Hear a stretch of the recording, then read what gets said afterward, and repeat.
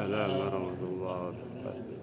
Alhamdulillahirabbil alamin, wassalatu wassalamu ala asyrofil anbiya'i wal mursalin nabiyina Muhammadin sayyidil mursalin wa ala alihi wa sahbihi wa man tabi'ahum bi ihsan ila yaumil din. Amma ba'd, saudara sekalian, Rabbi zidni ilma wa zidni fahma. Amsa wa amsa mulkulillah, alhamdulillah la syarika lahul mulku wa la syarika lahu. Allahumma nas'aluka khairal ma fi hadhihi wa ba'daha wa a'udzu bika min syarri ma fi hadhihi wa ba'daha. Ya Allah, alhamdulillah rabbi la ilaha illa anta wa ana 'abduka wa la ilaha illa anta a'udzu bika min syarri ma sana'tu amru laka bi rahmatika ya rabbi faghfir li fa innahu la yaghfiru illa Allahumma ya muqallibal qulub sabbit qalbi 'ala dinik. Allahumma ya musarrifal qulub sarrif qalbi 'ala dinik. Saudara sekalian, majelis salat maghrib, isya dan sekalian diisi kita dengan majelis ilmu. Puji syukur kita panjatkan kehadirat Allah Ta'ala. Kini kalau panjenengan sami bisa rawuh di masjid ini semata-mata memenuhi perintah Allah dan tuntunan Rasulullah, melaksanakan sholat jamaah maghrib, dilanjutkan mengikuti majelis taklim, majelis ilmu, dan insya Allah nanti kita juga mengikuti sholat jamaah isya. Kita dipermudahkan Allah untuk melakukan ini semata-mata adalah atas pertolongannya. Kita diberi kesempatan untuk menambah ilmu sekaligus menambah pahala.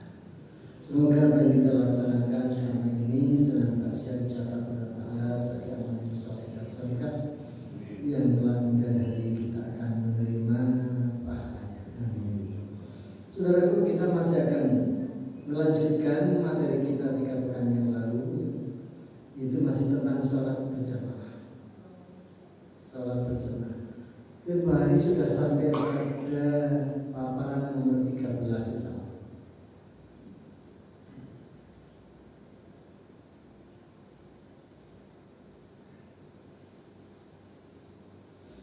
Antara waktu adzan sampai iqamah, jadi adzan sampai iqamah adalah waktu yang mustajabah. Ini disampaikan hadis riwayat Ahmad bahwasanya ad-du'a'u la yuradu bainal adzan wal iqamah. Doa tidak akan ditolak di antara adzan sampai iqamah.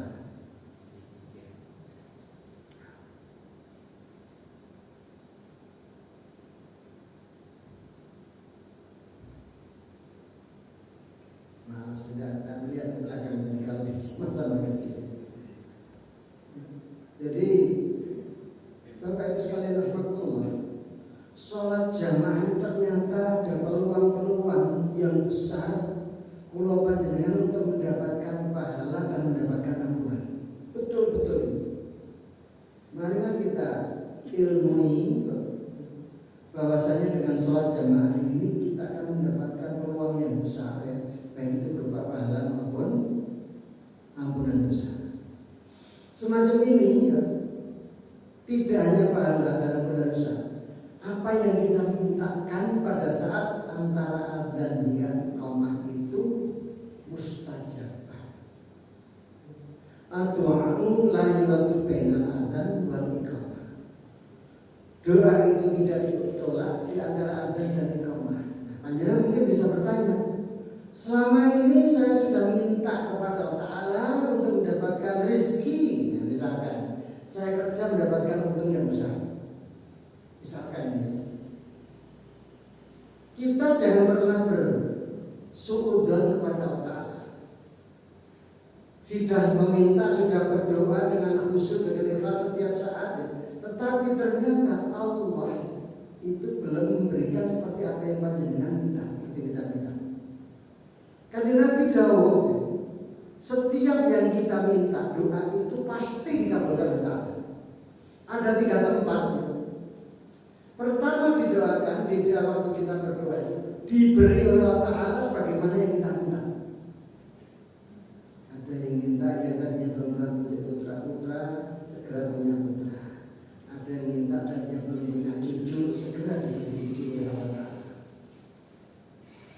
Tapi ada juga 3 macam ini. Yang pertama, yang kedua, diberi oleh Allah Ta'ala yang setara dengan apa yang diminta oleh hambanya.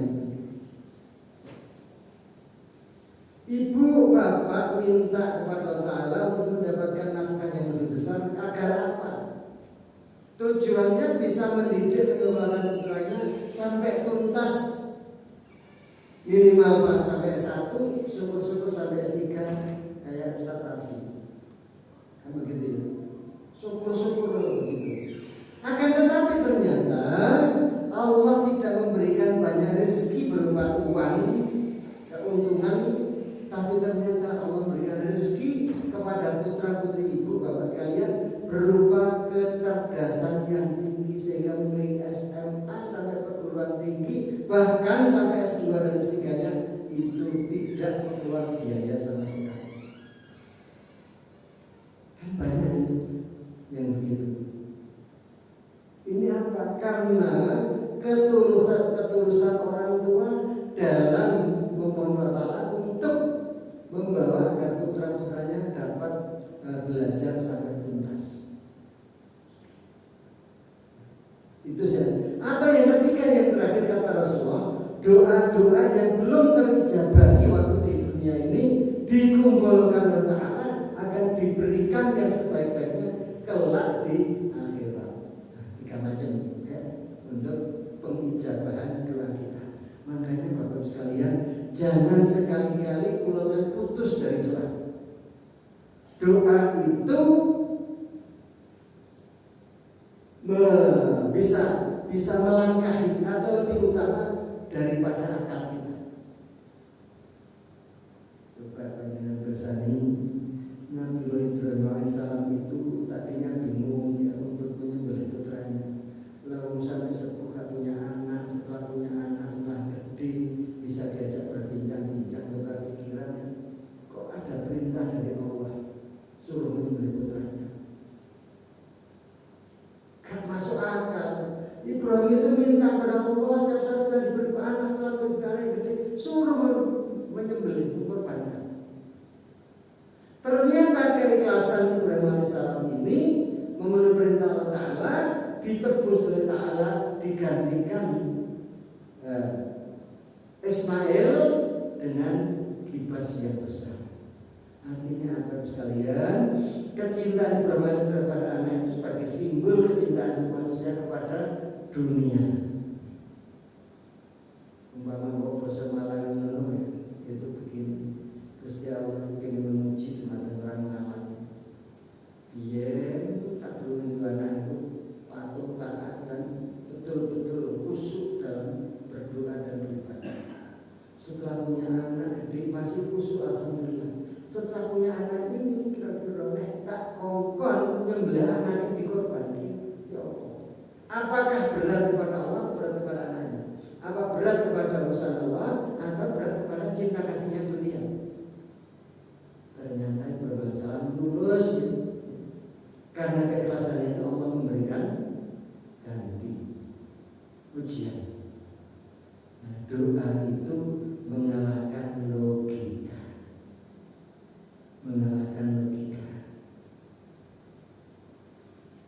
Itu kepasangan tersendiri. Ini masih menggunakan manfaat ini antara dari agama itu doa yang mustajabah. Oleh karena ini Bapak Ibu saya sarankan, lek tindak masjid jangan pas adzan.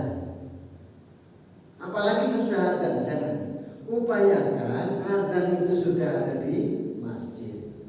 Masuk masjid kalau panjenengan sami dituntut untuk salat barokah sebagai tahiyatul masjid.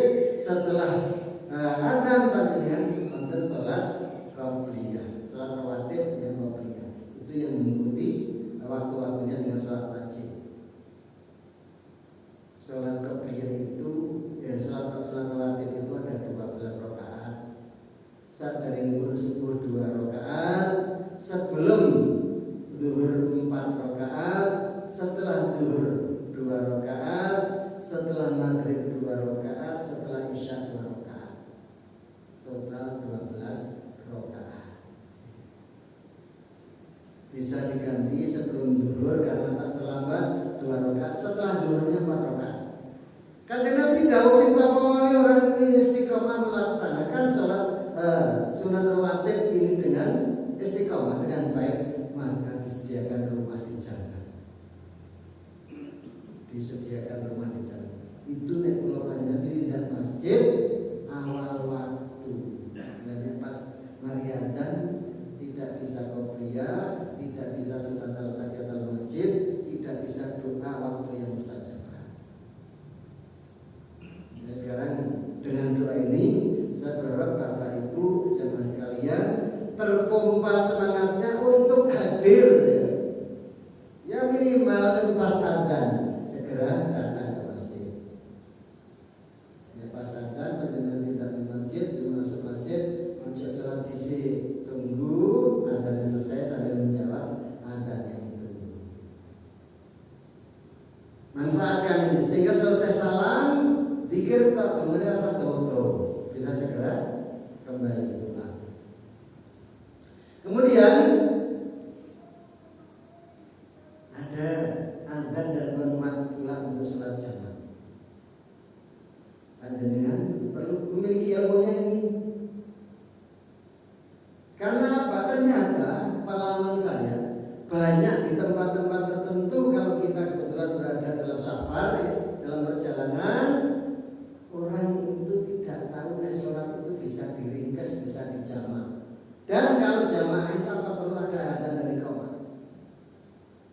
Intinya pun sekalian, sholat jamaah itu yang empat menjadi dua, yang tiga tidak bisa menjadi dua, empat menjadi tiga, dan setelah empat menjadi dua, dan setelahnya pertama sudah salam ada qomat lagi, langsung qomat. Misalkan panjenengan masuk masjid dari sini mau ke Jakarta, bawa bis sendiri, sampai di Semarang waktunya duhur. Panjenengan itu duhur di salah satu masjid di Semarang. Misalkan, setelah itu salam, panjenengan menyendiri ke pinggir, habis itu orang yang ditunjuk melakukan qomat. Salah satu rombongan sendiri. Kalau tadi mungkin sholat barengan dengan jamaah setempat, berarti tidak di qashar. Tetapi kalau sudah sholat sendiri, itu bisa dijamak qashar. Diringkas yang empat menjadi dua. Jangan pernah mengatakan aku sekuat kok apa. Dalam kok diringkas. Allah kata Rasulullah itu sungguh mencintai kemudahan yang diambil oleh makhluknya. Kemudahan empat menjadi dua itu namanya rukhsah. Ya. Kalau orang sekolah tidak berani berwudu dengan air, boleh bertayamum. Itu rukhsah. Kalau memang kita diberi kemudahan oleh Allah Ta'ala, maka ambillah. Orang puasa misalkan, orang puasa bepergian jauh.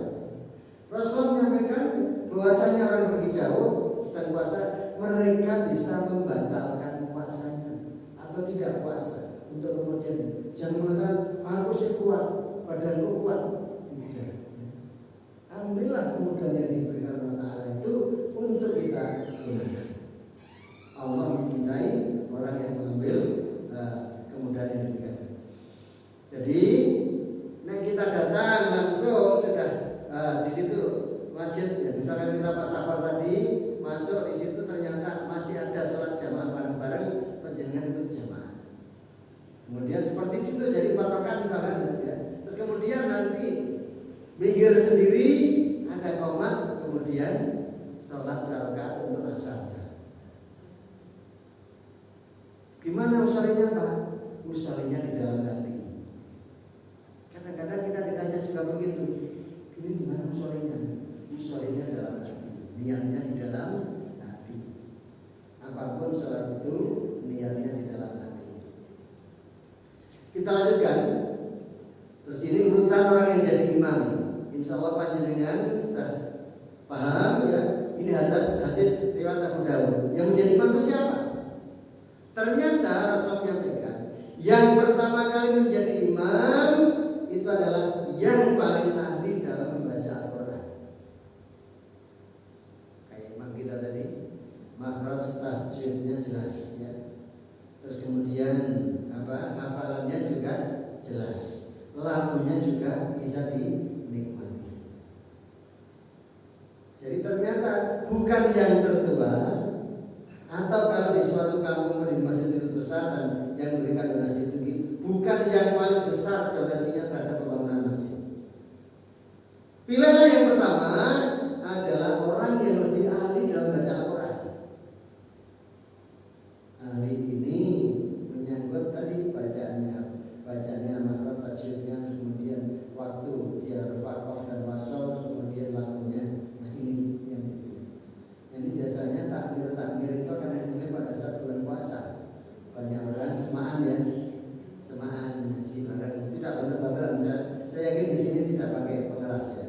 Jadi ada beberapa kelompok semaan ngaji, terus kemudian disemaan yang ngajinya bagus ya nanti bisa dicalonkan, nanti menjadi bisa dicalonkan ya. Atau menjadi badal suatu imam rawatib yang pasti itu berhalangan. Ini takmir mempunyai catatan siapa saja yang calonnya bisa menjadi badal imam. Setelah yang paling baca Al-Quran, kalau bila mereka bersama banyak yang sama bisa mahir, maka dicari orang yang lebih banyak paham tentang sunnah Nabi. Sunnah Nabi, misalkan sunnah berkaitan dengan urusan masjid. Masuk masjid kok sikil kiwo, berarti orang ngerti. Misalkan ya, terus orang kesenangannya bareng itu di gerakan imam, pada itu. Berarti dia tidak tahu sunnahnya. Itu salah satu contoh gampang mencari ini ya. Nek sholat kok gerakannya itu tidak sesuai dengan apa yang kita pahami bagaimana Rasulullah. Takbirnya, rukuknya, sujudnya. Jadi paham tentang sunnah-sunnah itu tadi. Nah ini yang begini berarti dia tidak ahli sunnah. Jangan dipilih menjadi imam. Yang ketiga, kalau sama-sama ya, dia ahli Al-Quran, dia juga sama-sama dalam ahli pemahaman tentang sunnah, mereka menunjukkan maka yang lebih dahulu mengikuti hijrah. Hijrah itu adalah secara umum diartikan ya, dari sesuatu yang buruk menuju yang baik, dari sesuatu yang jumud menuju kepada sesuatu yang dinamis, dari sesuatu yang salah menuju yang benar, dari sesuatu kesyirikan menuju kepada ketauhidan. Nah, kalau saya ini umumnya pegawai negeri kayak pulau, alhamdulillah betul. Itu baru seneng neng masjid, seneng sholat, seneng ibadah, nepes mari pensiun. Ini betul bu?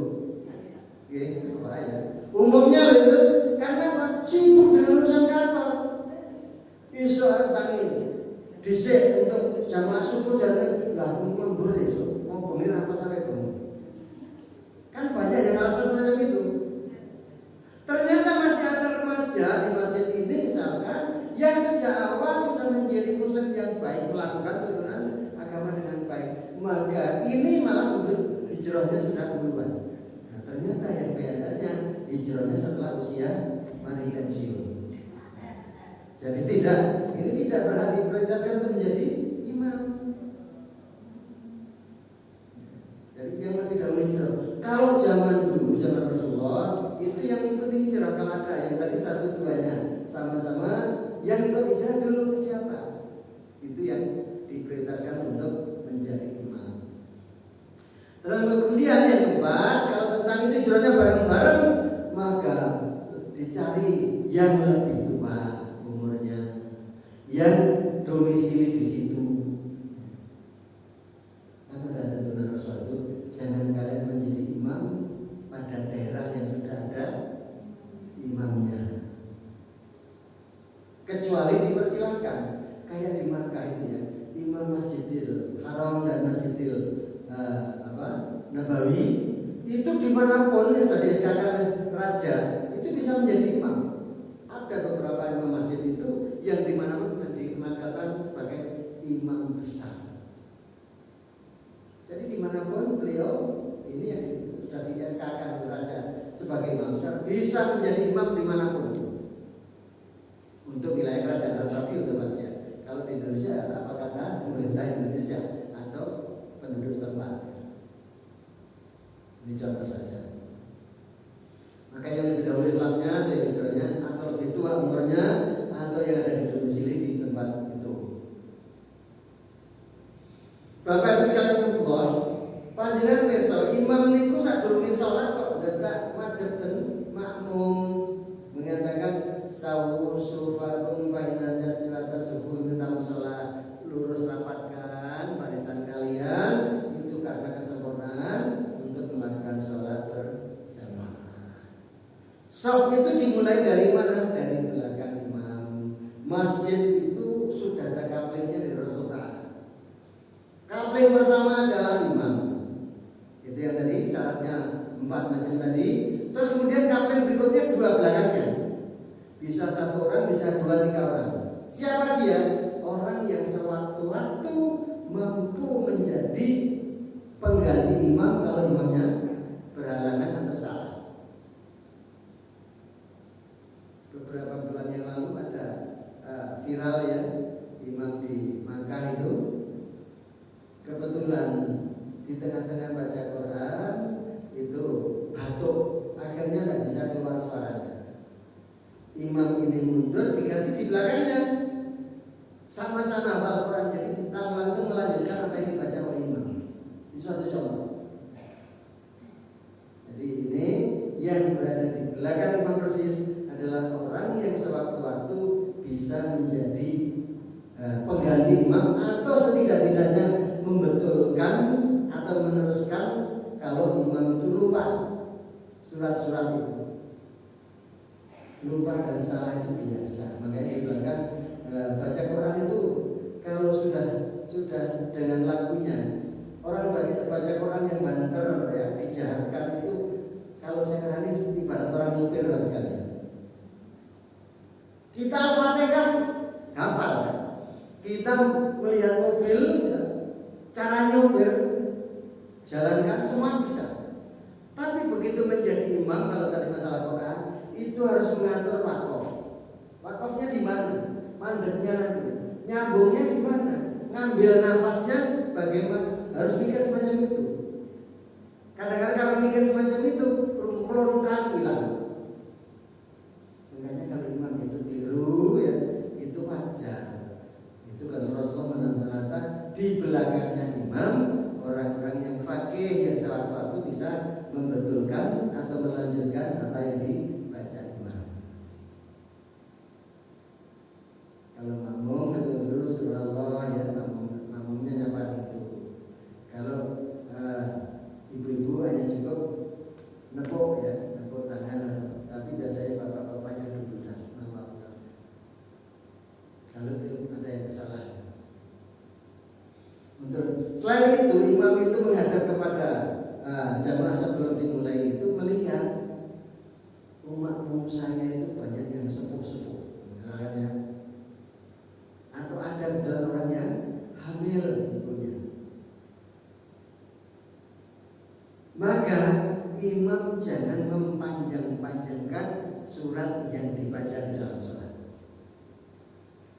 Jadi yang pertama, makanya sebelum sholat imam itu melihat kepada makmum, menata makmum serta melihat potensi yang ada pada jamaahnya. Ini masalah kepemimpinan jadi. Seorang pemimpin itu harus sadar bahwasanya yang dipimpin itu ada yang tua, yang dipimpin ada yang lemah, yang dipimpin itu ada anak-anak, ada orang yang sedang hamil misalnya. Jadi seberapa saya baca surat. Itu seorang pemimpin, jadi tahu kondisi makmumnya. Kemudian menata ya. Shaf yang pertama dipenuhi dulu, diluruskan. Itu Rasulullah yang menata sekalian. Sampai Rasul mengatakan bahwasanya yang shaf pertama itu orang yang paling beruntung karena mendapatkan doa dari Rasul 3 kali lipat dari bayari lagi. Yang shaf kedua 2 kali, yang ketiga 1 kali. Dan kalau kita masuk ya, masuk masjid, ojo milih yang sing cedek untuk sholat. Langsung masuklah pada saf pertama. Karena Rasulullah mengajari setiap kita mau sholat, hendaklah di depan kita ada sutra, penghalang kalau orang berjalan lewat depannya. Makanya kalau kita pertama kali datang, langsung masuk sutranya dalam tembok di depan. Kalau kita juga membawa sajadah misalkan. Tapi lebih utama yang pertama itu sampai Rasul mengatakan, kalau seandainya orang itu tahu betapa besarnya pahala pada saf yang pertama, maka orang itu akan datang dan berebut minta diundi untuk mendapatkan saf yang pertama. Apa yang bersama kita itu Pak takmir ya. Nek Allah jamaah kita waktu pertama kali langsung masuk depan saf yang pertama, itu berarti tahu sunahnya sholat jamaah. Setidak-tidaknya tentang itu. Nek sholat yang tengah-tengah, itu berarti tidak tahu tuntunan itu. Sementara kalau ada orang keluar ya melewati di depannya, kalau itu kesalahannya orang yang sholat, jadi tidak karuan. Memberikan peluang untuk orang berbuat dosa. Sementara Rasul mengatakan, daripada melewati orang sholat di depannya, lebih baik menunggu sampai 40 atau 40 hari atau 40 tahun dan tambahkan 40. Hendaklah orang yang melewati depan orang sholat ditegak dengan tangannya. Bahkan kalau nekat, kata Rasul, suruh mukul. Ya tadi kan. Nah ini ada orang yang tahu kan, ada kan itu dia cukup viral benar. Jadi ditegak untuk orang sholat di depan itu, ditegak dengan tangan, dikerja salam. Masya Allah. Ini kan perlu tahu ya jamaah juga. Makanya untuk mengurangi kemungkinan orang melewati sholat, ambillah di depan dulu. Kalau di tengah, hendaklah di depannya itu ada sutronya, misalkan ada tasnya atau di belakang cagar ini. Tetapi kalau depan kosong, kenapa harus pilih di tengah? Paling repot lagi kalau begitu datang masuk ambil saf nomor 2. Orang mau maju ke saf pertama, bingung mau melewati. Nah ini tolong nanti bagian dari kita semuanya jangan takmir saja, mengingatkan semua jamaah ini. Mengingatkan jamaah dengan kebaikan itu, panjenengan sampun berdakwah mendapatkan pahala dari Allah. Ayo maju kosong, ganjaran itu rakyat. Jalan begitu terus. Kalau ibu ya, kalau ada takbirnya begini, banyak ulama sepakat ya, dimulai dari saf paling depan. Kalau ada takbirnya, kalau tidak ada takbirnya, wanita itu dari saf paling belakang. Kalau ada takbirnya kan tidak bisa icek-icekan laki dan perempuan. Jadi kita juga sudah ditata oleh Rasulullah. Jadi terus kemudian saf pertama dipenuhi dulu. Kalau bentuk saf lagi itu dari arah belakang imam, bukan dari pojok orang berbaris sebelah kanan, tidak. Ini perlu diberitahu juga. Waktu imam mengucapkan sawu sufakum itu sambil diberitahukan, ayo saf baru dimulai dari belakang imam. Kadang-kadang perlu saya tambah kalau saya tempat tertentu, gerak makmum jangan sekali-kali membarengi, apalagi mendahului gerak imam. Orang yang membarengi atau mendahului gerak imam itu kelak, kata Rasulullah, akan berubah wajahnya menjadi kepala keledai. Bagaimana tidak mendahului? Kalau imam sudah Allahu Akbar, kita baru bergerak. Allah. Sami Allahu liman hamidah, kita bergerak. Rabbana lakal hamd. Itu semua ditata oleh Rasulullah. Ditata. Sampai salam, imam sudah salam ke kanan, salam ke kiri, makmum baru salam ke kanan, salam ke kiri. Bahkan waktu mengucapkan amin saja Bapak sekalian, kalau Rasulullah itu menyampaikan bahwasanya sewaktu imam mengucapkan walaqolin, aminnya bersama imam dibarengi malaikat, maka diampunlah dosa kesalahan hamba itu. Itu yang perlu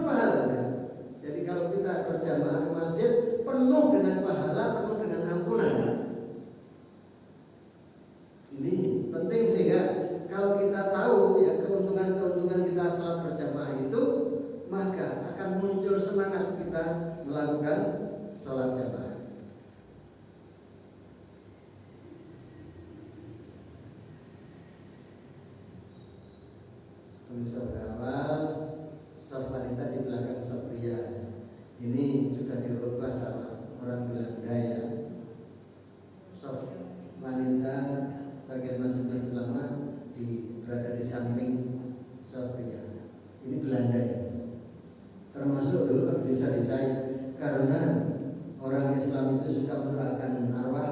Masjid-masjid di desa itu harus ditempatkan di dekat kuburan. Orang Islam yang tahu ya itu memang katanya Belanda sebab itu politiknya itu. Selesai itu bisa ziarah kubur atau waktu kita sholat jaringan kubur.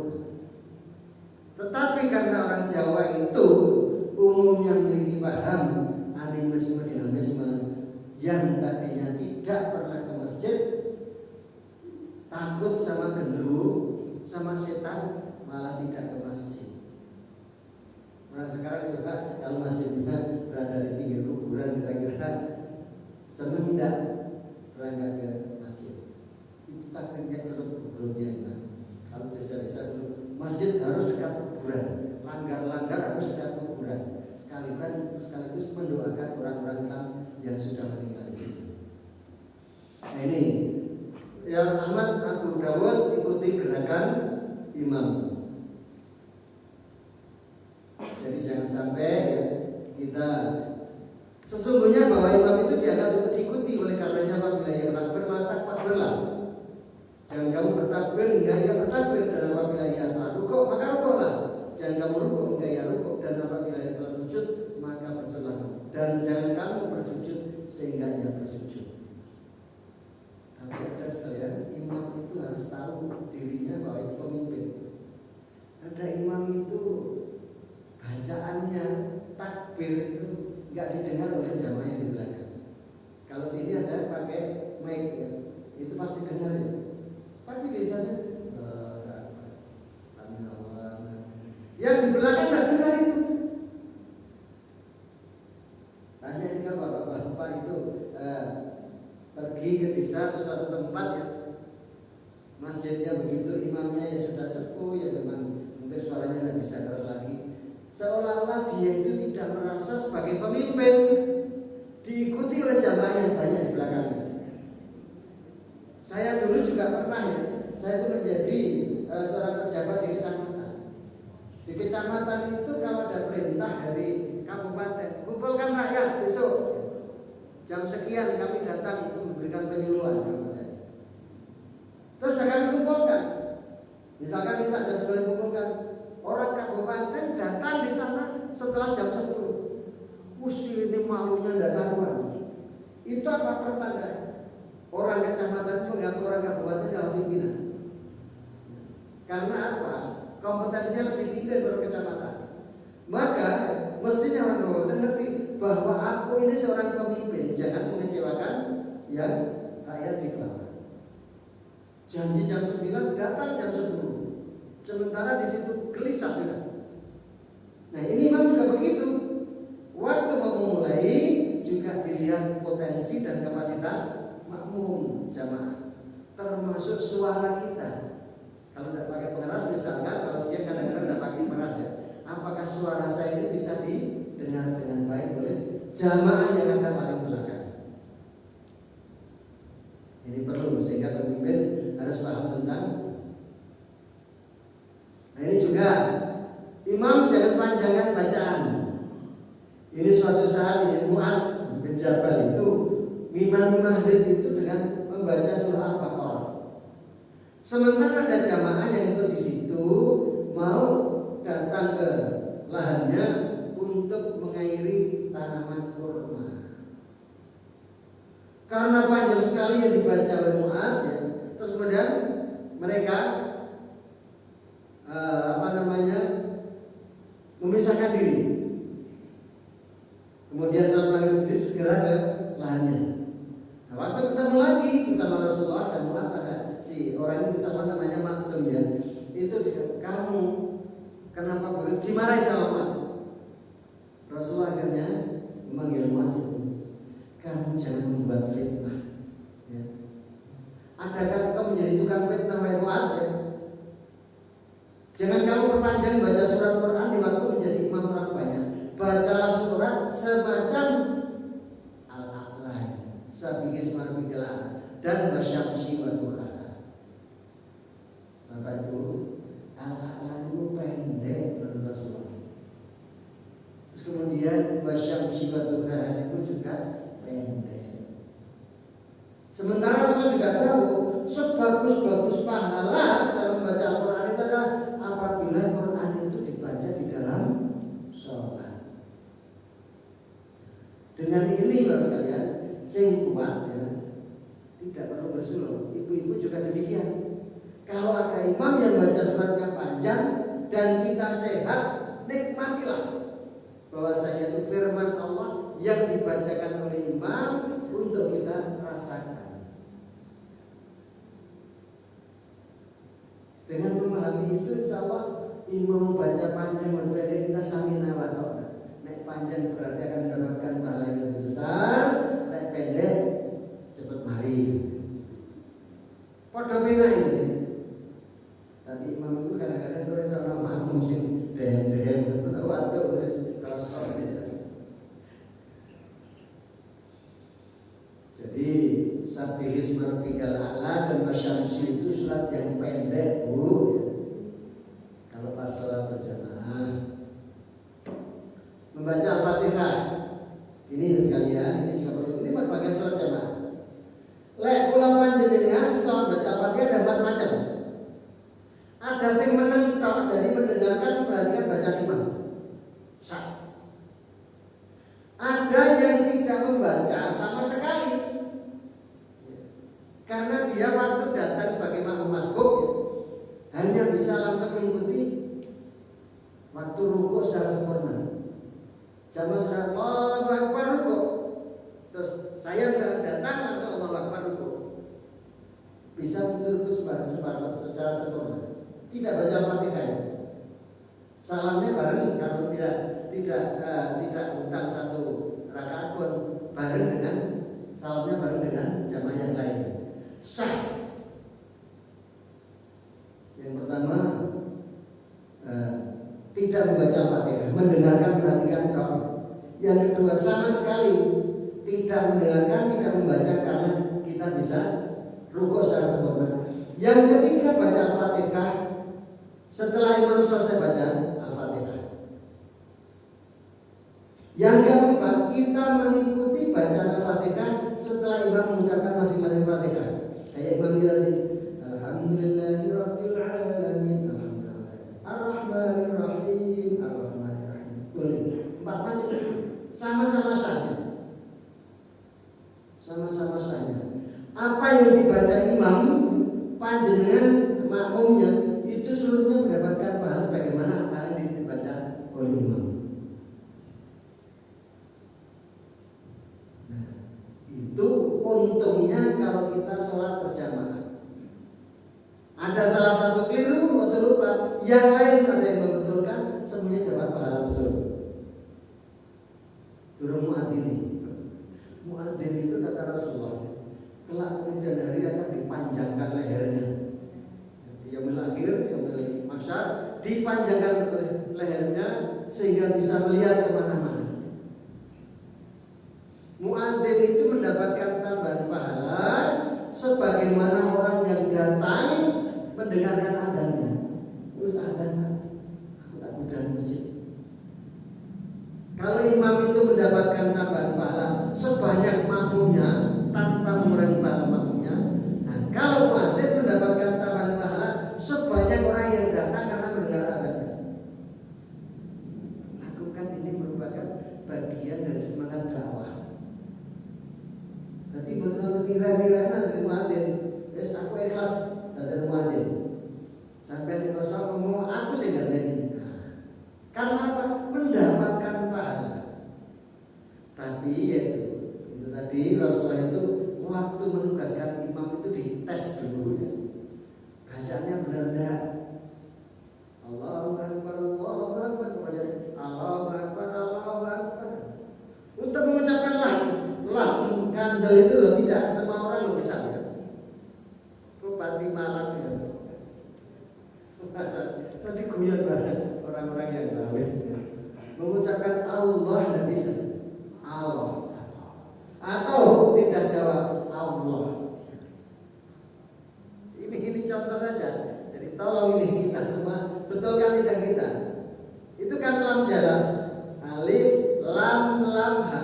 Allah. Tidak tidak ada wawunya. Tapi kenapa kita baca Allah? Ada wawunya. Misalkan semacam itu. Itu tetap berkaitan dengan kefasihan. Nah, berusaha sudah sebaik-baiknya nggak bisa, yora apa. Tapi sebelum berusaha, ayo berusaha diluruskan. Nah, nggak bisa, yojo pengen tadi iman. Allah jadi Allah ya, atau Allah. Ada nggak itu? Ada atau? Ini harus bisa paham. Wah, besok fase ternyata saya nggak usah jadi imam. Tapi apa? Nek iso dadi imam dan disepakati oleh makmumnya, oleh takmirnya, pahalanya tambahan pahala sebanyak orang yang diimami. Di sini setiap hari misalkan yang jamaah 50 ya, masing-masing misalkan pahalanya kalau diuangkan masing-masing dapat 1 juta, maka imamnya itu mendapatkan tambahan 50 juta tanpa mengurangi pahala yang diterima oleh makmum. Hebatnya imam. Ini makanya apa saya sampaikan ini, Bapak Ibu punya putra putri, tolong dinajikan dengan benar, sehingga suatu saat nanti mudah-mudahan mampu menjadi imam atau tidak dia dicalonkan menjadi imam di masjid kita yang ada. Apa artinya? Ternyata oleh sama putar. Cerita ini lebih penting daripada videonya. Saya ada video ya. Belum jangka, tapi kalau ada cerita ini malah nanti nggak ngerti maksudnya. Itu saya kira itu. Ya sebelum ditutup mungkin ada yang tanya. Mau nggak silakan. Ada waktu masuk Isya. Ini masih dari 13 ke 22 ini masih banyak saja. Monggo Bapak Ibu barangkali ada yang mau bertanya. Iya. Waalaikumsalam warahmatullahi wabarakatuh. Ustaz, di mana kita tinggalkan berdekatan masjid yang satu dengan masjid yang lain. Kita sebagai jamaah diwajibkan untuk mendengarkan suara azan. Tapi kadang kita fokus masjid A misalnya. Tapi ketumpukan dengan suara azan masjid B atau masjid C. Itu sebaiknya bagaimana supaya kita bisa sempurna dalam hal mengikuti atau mengulang apa yang disuarakan oleh benar, karena kan terlalu berdekatan sehingga karena kita katakan fokus. Mohon jelas. Betul, fokus itu. Terima kasih. Banyak masjid-masjid kita begitu ya. Di dalam samping masjid dari ngocor di pas. Ada berapa saya paham ini? Ada berapa masjid disengaja itu sampai datangnya takmir itu datang sana. Yo ini kini aku sampai itu masya Allah ya. Ada begitu. Di Sukun ada, terus di Klojen ada, kemudian di Pulau Waru ada. Hampir semua ada. Sengaja Bang. Jadi sekarang ini berduyun-duyun berlomba-lomba untuk memperbesarkan powernya pengeras. Pokoknya didurungnya powernya digede. Malah ada sing kira-kira emosional. Wis powernya itu wis elek tapi digede tadi merosong. Nah itu sebenarnya hati kita yang kita tata. Kalau para pasir ya, tentang ada yang demikian, ambil salah satu si penjelasan mantap.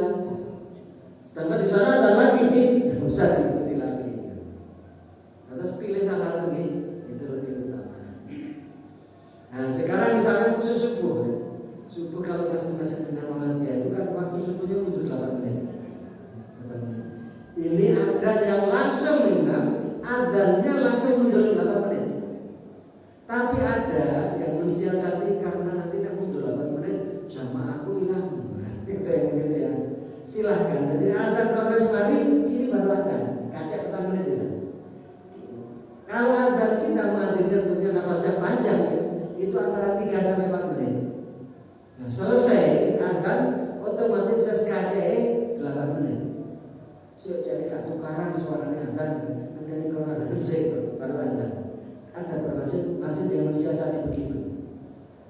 Jadi kecil gak tukaran di udara. Jadi setelah mereka adzan baru Allahu Akbar, Allahu Akbar. Adzan itu antara 3 sampai 4 menit. Kalau adzan semacam Surabaya itu biasanya 3,5 menit. Saya ini juga juru adzan mulai kecil, mulai SR ya. Adzan dulu di Menoro, Pring Pentung naik gitu ya. Adzan juga. Sampai sekarang saya masih suka adzan juga. Di masjid saya itu karena subuh itu banyak yang datang terlambat. Saya ingin apa semata-mata itu mendapatkan pahala. Sebenarnya ada muadzin ya, karena muadzin juga terlambat.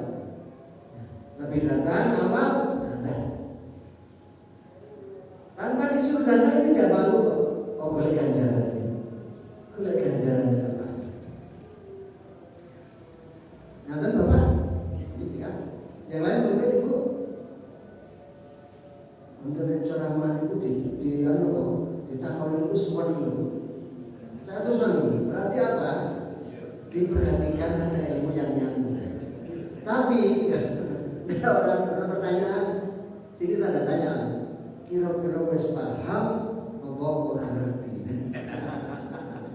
Muka-muka sangat paham. Itu yang saya sampaikan kepada sekalian. Terima kasih atas perhatian panjenengan semuanya.